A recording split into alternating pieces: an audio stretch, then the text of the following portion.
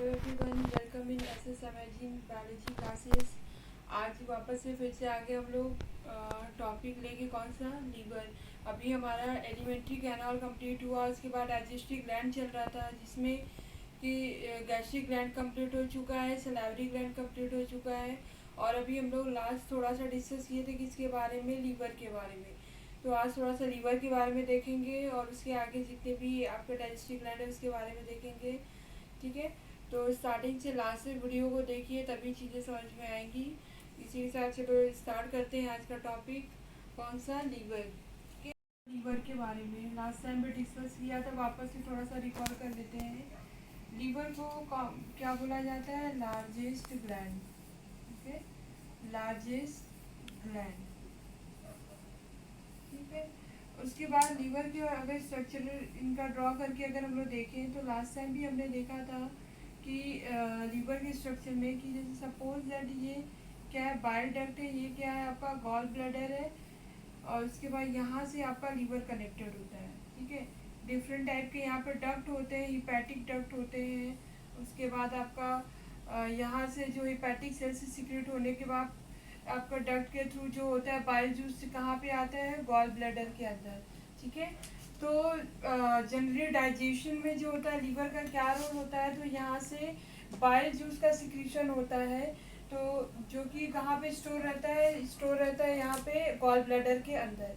ठीक है, तो यहाँ पे गॉल ब्लैडर के अंदर स्टोर रहता है, फिर वापस से क्या करेगा कि पैंक्रियाटिक डक्ट के साथ मिक्स होके फिर वहाँ से एंट्री लेता है कहाँ पे, ड्यूडेनम के अंदर। और हमने ये पढ़ा था कि स्टमक के अंदर फूड जो होता है वो कौन से मीडियम में होता है, एसिडिक मीडियम में होता है, क्योंकि वहाँ पे एचसीएल का सिक्रीशन होता है। तो जैसे ही फूड जो एसिडिक मीडियम में वहाँ पे होता है वो वो इंटेस्टाइन में आएगा, वैसे ही फूड का नेचर चेंज हो जाता है। तो मतलब बाइल जूस का फंक्शन अगर देखा जाए तो यहाँ मेंशन कर सकते हैं, फंक्शन ऑफ बाइल जूस। देखो इसके बारे में डीप मैंने थोड़ा सा पीछे प्रीवियस वीडियो में दे रखा है, इसलिए बहुत ज़्यादा डीप में नहीं जा रहे हैं। यहाँ से हम लोग फंक्शन से देख रहे हैं कि जनरली बाइल जूस का फंक्शन क्या होता है। तो इंटेस्टाइन के अंदर बाइल जूस का फंक्शन ये होता है कि ये फूड का नेचर जो होता है चेंज कर देता है, तो मतलब चेंज फूड नेचर। ठीक है, जो कायमा जो फूड जो आ रहा है स्टमक से इंटेस्टाइन के अंदर वो क्या हो जाएगा, कौन से नेचर में हो जाएगा, तो वो हो जाता है एल्केलाइन नेचर। ठीक है, एल्केलाइन नेचर। ठीक है, और एक चीज है, जब तक बाइल जूस मिक्स नहीं होगा फूड मटेरियल के साथ तब तक पैंक्रियाटिक कोई भी जूस जो होते हैं, पैंक्रियाटिक एंजाइम जो होते हैं वो फूड मटेरियल पे अपना एक्शन स्टार्ट नहीं करेंगे। इसलिए जो होता है बाइल जूस का मेजर रोल होता है कि ये क्या करेंगे, फर्स्ट तो ये है कि इंटेस्टाइन में फूड का मीडियम चेंज करते हैं, जिसकी वजह से क्या होगा कि पैंक्रियाटिक जूस का एक्शन वहाँ पे स्टार्ट हो जाएगा। जैसे पैंक्रियाटिक एमाइलेज हो गया आपका, फिर उसके बाद लाइपेज हो गया, इनका एक्शन कहाँ पे, तो जितने भी न्यूट्रिएंट्स स्टमक से आए इंटेस्टाइन के अंदर उस पर इनका एक्शन स्टार्ट हो जाएगा। फिर उसके बाद ठीक है, और उसके बाद बाइल जूस के प्रेजेंस में ही क्या होता है, दूसरा इनका एक रोल देखा जाए तो बाइल जूस के प्रेजेंस में ये क्या करते हैं, तो ये फैट का देखो इमल्सिफाई फैट, मतलब फैट का इमल्सिफिकेशन होता है कहाँ पे, लीवर के पास। ठीक है, इमल्सिफिकेशन होने का मतलब कि ब्रेक डाउन होना फैट का, वो ब्रेक होने के बाद भी किस में कन्वर्ट होता है, तो फैटी एसिड ट्राइग्लिसराइड में, मतलब ग्लिसराइड में ये फॉर्म में होता है। फिर जैसे ही इंटेस्टाइन में आने के बाद फिर क्या होगा कि फैटी एसिड मोनोग्लिसराइड में कन्वर्ट होगा, उसके बाद वो इसके स्मॉल इंटेस्टाइन के पास क्या होता है, अब्जॉर्ब होता है। ठीक है, तो ये इनका रोल मेजर ये होता है कि ये क्या करते हैं, फूड का नेचर चेंज करते हैं। ठीक है, एंट्री कैसे लेते हैं, तो ये हमने बता रखा है कि यहाँ से ये डायरेक्टली कहाँ पे आते हैं, पैंक्रियाटिक डक्ट के पास। और पैंक्रियाटिक डक्ट में आने के बाद फिर क्या करते हैं कि उसी जूस के साथ मिक्स होके फिर एंटर होते हैं ये कहाँ पे, सपोज दैट यहाँ से आपका एंटर ये इनसे मिले।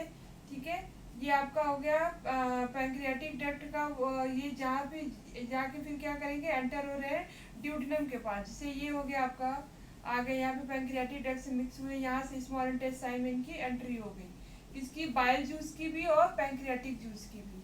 ठीक है, तो ये आपका थोड़ा सा आइडिया है लगा कि किस तरह से ये एंटर लेते हैं। उसके बाद फंक्शन है कि बाइल जूस फूड का नेचर चेंज करता है, मेजर फंक्शन यही है। अब उसके बाद नेक्स्ट हम लोग देखते हैं टॉपिक कौन सा, कि पैंक्रियाज का रोल क्या होता है। ठीक है, पैंक्रियाज देखो, लीवर के बारे में हमने लास्ट लेक्चर में डिस्कस किया, इसलिए इसमें हम बहुत ज़्यादा डीप में नहीं गए हैं। आप प्रीवियस वीडियो देख लेना तो चीज़ें क्लियर हो जाएंगी। अब उसके बाद नेक्स्ट लेक्चर उसमें देखते हैं हम लोग किसके बारे में, पैंक्रियाज के बारे में। ठीक है, तो पैंक्रियाज क्या होता है आपका, पैंक्रियाज जो होता है हेट्रोक्राइन ग्लैंड होता है।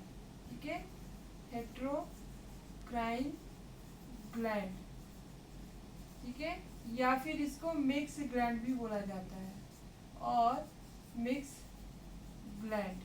ठीक है, मिक्स ग्लैंड बोला जाता है क्योंकि ये एंडोक्राइन और एक्सोक्राइन दोनों फंक्शन करता है, इसलिए इसको मिक्स ग्लैंड बोला जाता है।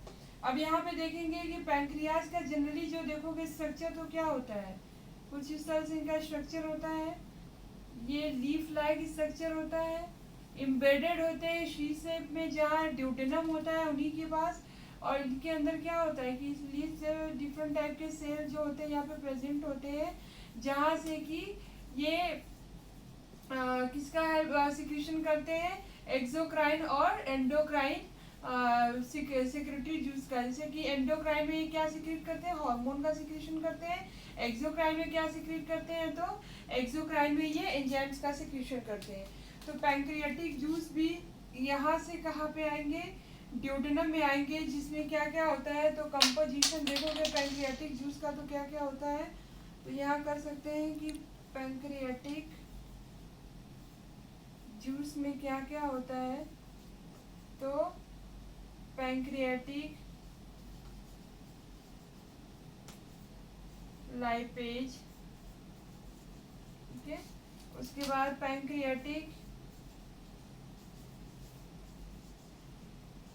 अमाइलेज, ठीक है, फिर इस तरह से पैंक्रियाटिक न्यूक्लियेसेस, इस तरह से एडीसी और भी एंजाइम होते हैं।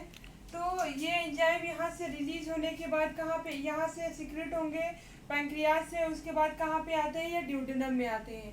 ठीक है, एंडोक्राइन में देखोगे तो इनके पास देखो डिफरेंट टाइप के सेल्स का अलग अलग फंक्शन होता है, जैसे सेल स्टमक के अंदर था, वैसे ही पैंक्रियाज में होता है कि हर सेल का अलग अलग फंक्शन होता है। तो यहाँ पे जैसे कि एंडोक्राइन सेल्स जो होंगे उनका सिक्रीशन क्या होगा, वो अलग होगा। जैसे उसमें डिफरेंट टाइप के सेल्स होते हैं, अल्फा सेल, बीटा सेल और डी सेल या फिर डेल्टा सेल बोलते हैं उसको। उनका सिक्रीशन क्या होगा कि एंडोक्राइन का सिक्रीशन करते हैं, एंडोक्राइन सिक्रीशन करते हैं मीन्स कि हार्मोन का सिक्रीशन करते हैं। उसके बाद जो एक्सोक्राइन सिक्रीशन में क्या आ गया, तो जितने भी ये एंजाइम है ये सारे क्या हैं, इनके ये आ गए आपके एक्सोक्राइन सिक्रीशन में। तो यहाँ से पैंक्रियाज से ये पैंक्रियाटिक जूस जो होता है वो मिक्स होके क्या करेगा, ड्यूडेनम के पास मेजर डाइजेस्टिव पार्ट जो होता है एलिमेंट्री कैनाल का, वो कौन सा होता है, ड्यूडेनम पार्ट होता है। ठीक है, तो इनका अगर लोकेशन देखा जाए तो ये कहाँ होते हैं। ठीक है, इसके बाद अब हम लोग देखेंगे किसके बारे में, कि जैसे एक लोकेशन देख लेते हैं कि यहाँ पे क्या होता है कि ये जे शेप का स्टमक प्रेजेंट होता है। उसके बाद जो होता है ये फोल्डेड फेज में यहाँ पे क्या होता है, तो फोल्डेड फेज में ये आपका स्मॉल इंटेस्टाइन है। तो स्टमक और स्मॉल इंटेस्टाइन के बीच में क्या होता है, ये लीफ लाइक स्ट्रक्चर जो होता है, जिसको क्या बोलते हैं, पैंक्रियाज बोला जाता है। ठीक है, तो यहीं से आपका लीवर से ये डायरेक्टली कनेक्ट होके क्या आ रहा है यहाँ से, तो यहाँ से आएगा आपका बाइल जूस, उसके साथ यहाँ से पैंक्रियाटिक जूस एंटर होते हैं कहाँ पे, ड्यूडेनम। स्मॉल इंटेस्टाइन के कौन से पार्ट में आते हैं, ये ड्यूडेनम पार्ट में आते हैं। ठीक है, तो ड्यूडेनम पार्ट में पैंक्रियाटिक जूस आएंगे। उसके बाद जितने भी आपके मटेरियल डाइजेस्ट हुए हैं, ठीक है, हाफ पार्शियली डाइजेशन हुआ है, तो उसका कंप्लीट डाइजेशन ड्यूडेनम में आके होता है, उसके बाद वो अब्जॉर्ब होते हैं। तो जैसे कि पैंक्रियाटिक एमाइलेज है, ये आपका सैकराइड्स के ऊपर वर्क करेंगे, और सैकराइड्स को क्या करेंगे, मोनोसैकराइड से मतलब सिंपल फॉर्म में उसको कन्वर्ट करते हैं। ठीक है, उसके बाद जो होता है लाइपेज है, फैट का डाइजेशन करने में हेल्प करता है। और उसके बाद है, तो इस तरह से ये क्या करते हैं कि डिफरेंट टाइप्स के जो भी आपके रिलीज, इसके बाद देखो प्रोटीएस एंजाइम भी रिलीज करता है पैंक्रियाज, यहाँ पे मेंशन कर सकते हैं। जब हमने ईटीसी डाला है तो एक्सेट्रा कुछ और भी एंजाइम होते हैं लेकिन प्रोटीएस एंजाइम को हम मेंशन कर देते हैं कि जैसे आपका ट्रिप्सिनोजेन होता है, ठीक है, ट्रिप्सिनोजेन,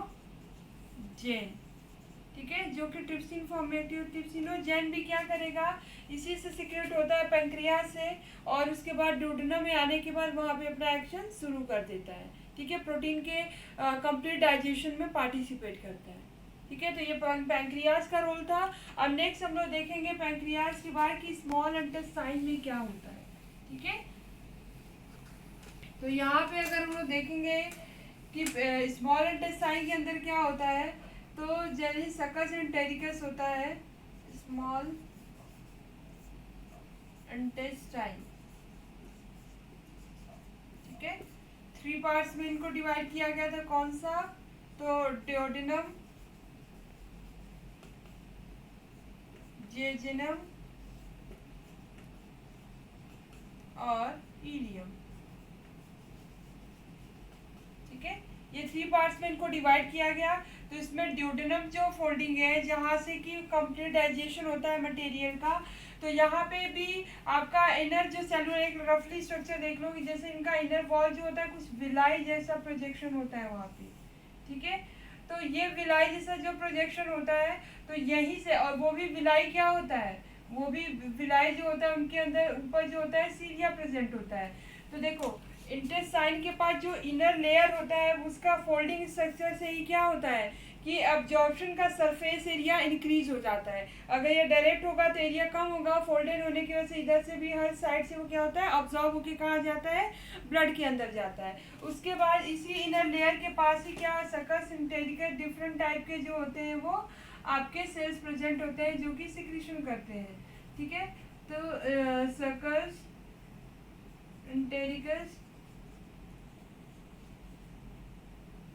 ठीक है, सकस एंटेरिकस होते हैं जो कि इनका भी एक्शन होता है किस पे, फूड मटेरियल के पास, ठीक है, के ऊपर। उसके बाद ये क्या करेंगे कि कंप्लीट डाइजेशन इनका होगा, जो कि पैंक्रियाटिक जूस रिलीज होके आया उसके हेल्प से, और उसके बाद ये क्या होगा, यहाँ से इनका अब्जॉर्प्शन स्टार्ट हो जाएगा, ठीक है। तो अब्जॉर्ब होने के बाद फिर क्या होंगे, ये सारे मटेरियल कहाँ जाएगा, ब्लड के अंदर जाएगा, ब्लड के थ्रू ट्रांसपोर्ट होगा बॉडी में। उसके बाद फिर क्या होगा, एसिमिलेशन प्रोसेस होगा कि वही मटेरियल फिर उसके बाद ब्लड से क्या होंगे, एसिमिलेट होके कहाँ पे जाएंगे, सेल्स के अंदर जाएंगे, और फिर वहाँ से सेलुलर एक्टिविटी स्टार्ट हो जाता है, ठीक है। तो यहाँ तक क्लियर हुआ अभी आपको।